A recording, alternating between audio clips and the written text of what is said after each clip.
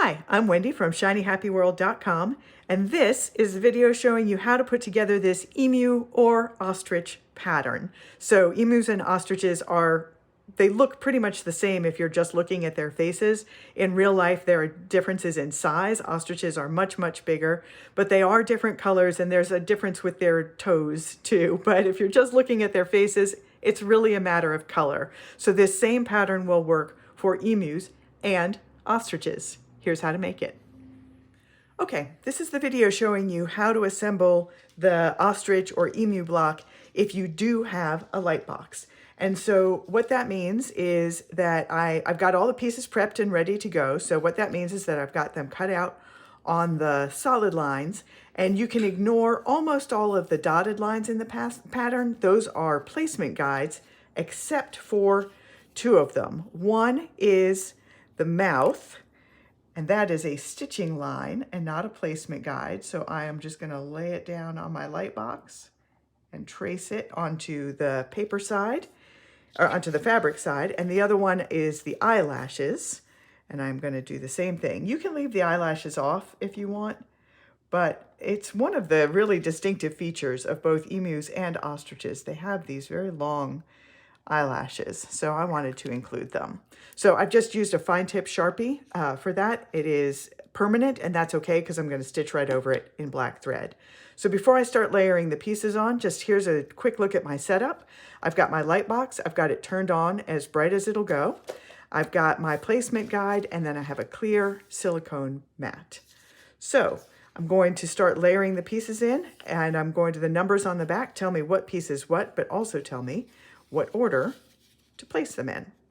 So I'm going to start with number 1, this neck piece.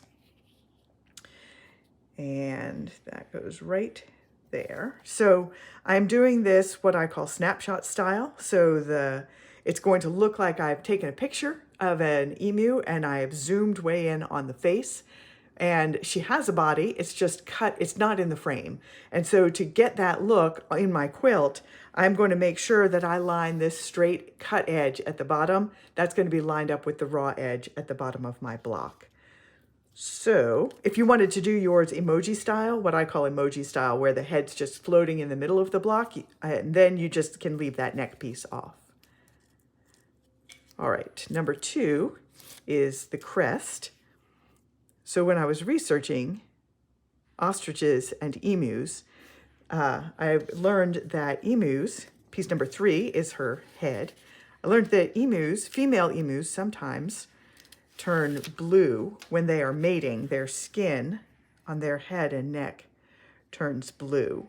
So I decided to make her entirely blue. So I also gave her a blue crest and a blue beak. I just really loved the idea of a blue emu. And then number 4 is her beak. Just put that right where it goes. And then 7 and 8 are her eyes. These are nice big eyes. They are easy to outline.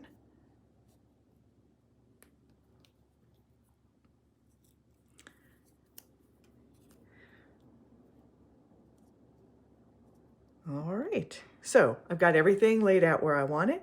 I'm going to carefully lift up the silicone mat and carry it over to my ironing board, and I'm going to fuse these into place right on the mat. Then I'm going to let them cool. I will peel it off. I will put it on the block, fuse that into place. That's the permanent fuse.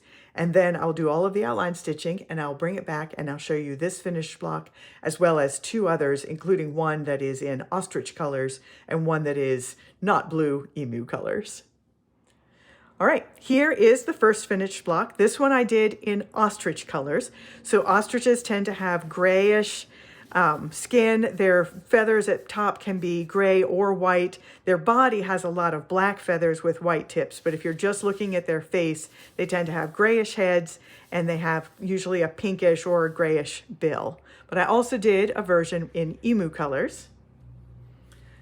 So emus tend to be browns and grays, and often with a darker top. They can be a more faded brown than this, so if you have like a nice taupe fabric, that will look like an older emu. their feathers get paler as they get older. So this is a young emu. And I also did one more very fun version.